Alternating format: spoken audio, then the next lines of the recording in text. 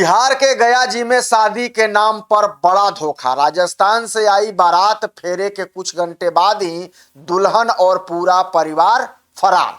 जी हाँ, नमस्कार, आप देख रहे हैं सिटी पोस्ट लाइव और मैं हूं रवि।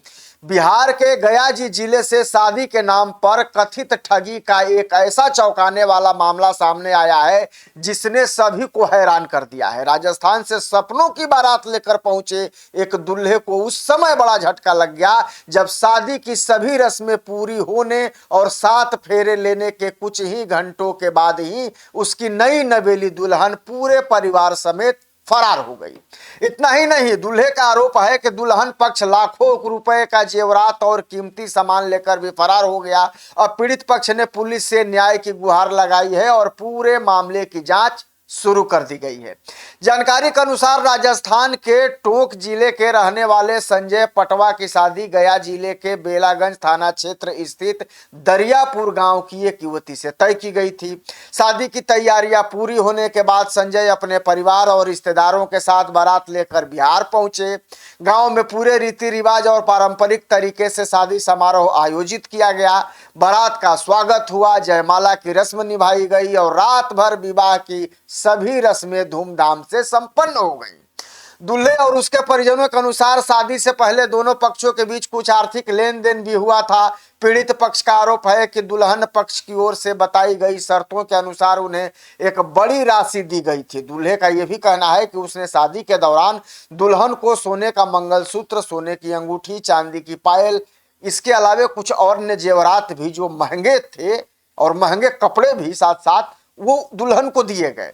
इसके अलावा दुल्हन पक्ष द्वारा उपलब्ध कराए गए मोबाइल नंबर ऑनलाइन माध्यम से 1,10,000 रुपए भी ट्रांसफर कर दिए गए।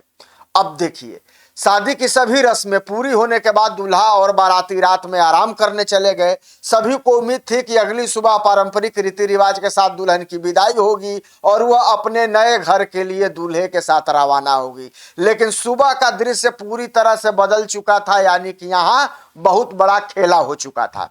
जब दूल्हा और उसके परिजन विदाई की तैयारी के लिए दुल्हन के घर पहुंचे तो वहां का नजारा देखकर उनके पैरों तले जमीन ही खिसक गई।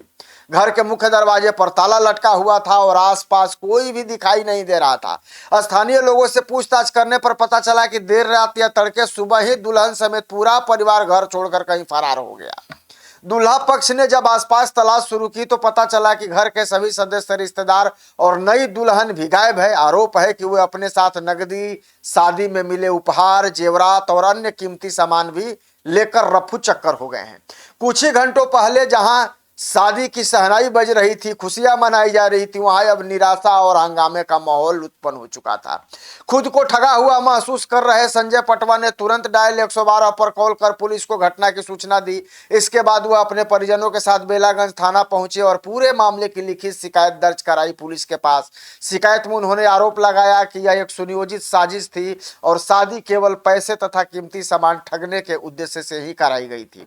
मामले की गंभीरता को देखते हुए पुलिस ने जांच शुरू कर दी है। बेलागंज थाना सुनील कुमार द्विवेदी जो अध्यक्ष हैं उसके, उन्होंने बताया है कि पीड़ित पक्ष के आवेदन प्राप्त हुए हैं और पुलिस सभी पहलुओं पर जांच कर रही है। ऑनलाइन ट्रांसफर की नई रकम, मोबाइल नंबरों की कॉल डिटेल, दुल्हन और उसके परिजनों की पहचान समेत कई बिंदुओं पर जांच की जा रही है। ऐसा जो है बेलागंज थाना प्रभारी यानी कि थाना अध्यक्ष का कहना है। उनका यह भी कहना है कि यदि जांच में ठगी या धोखाधड़ी की पुष्टि होती है तो संबंधित लोगों के खिलाफ कड़ी और कानूनी कार्रवाई की जाएगी। वहीं इस घटना ने एक बार फिर शादी के नाम पर होने वाली ठगी और फर्जी विवाह गिरोहों को लेकर चिंता बढ़ा दी है। जी हाँ, शादी ब्याह से पहले आप जरा सावधान हो जाइए, समय बदल चुका है। फिलहाल पुलिस जो है वो दुल्हन और उसके परिजन की तलाश में जुटी हुई है। वहीं पीड़ित दूल्हा और उसका परिवार न्याय की उम्मीद लगाए बैठा है।